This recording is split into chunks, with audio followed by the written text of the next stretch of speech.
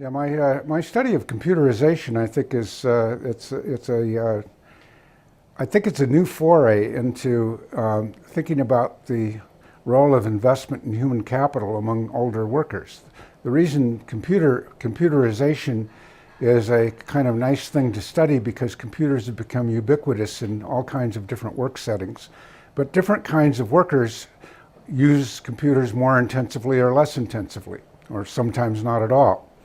And what I was interested in studying was that with a very rapidly changing technology, a worker, possibly, for example, a secretary, who will need to learn to do new things, need to learn new software. There will be new tasks that she could do that were not previously possible. For example, developing a website and maintaining it is something that was not possible even with a computer 15 or 20 years ago. When you see older workers, because of that changing technology, need to invest and keep up their skills if they're going to continue to be productive in this area. So there's a demand side, which is what does the firm want somebody to do. There's a supply side that says that the person needs to come not just with the knowledge they had in the past, but with adding to that knowledge of how things are working now. As people approach their intended retirement date, the payoff for keeping up in these investments starts to be reduced. The present value of the investment gets smaller and smaller as the time that you're going to be utilizing that investment shrinks. And therefore there's a force when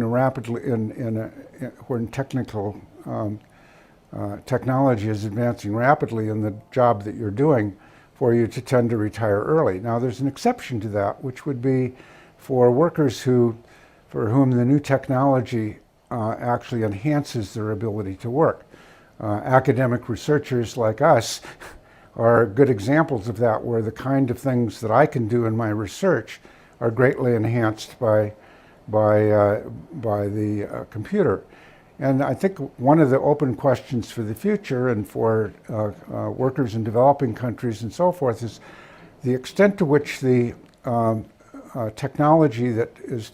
technological advances will be things that substitute for the tasks that people are doing and will kind of push them out of computerized occupations, versus the extent to which the computer will actually enhance the productivity of people in a variety of ways. And I think one can point to indicators in both those directions for the way in which technology is advancing. And of course, it's very difficult to predict how this will work. For example, the iPad is something that is now supplements the productivity of waiters as well as academics, so that you can take an order, transmit it to the center, and speed up the service in a restaurant. Well, there's some complementarity there that may enhance the productivity of people in certain areas. So it's an open question, an interesting question, how this is all going to play out.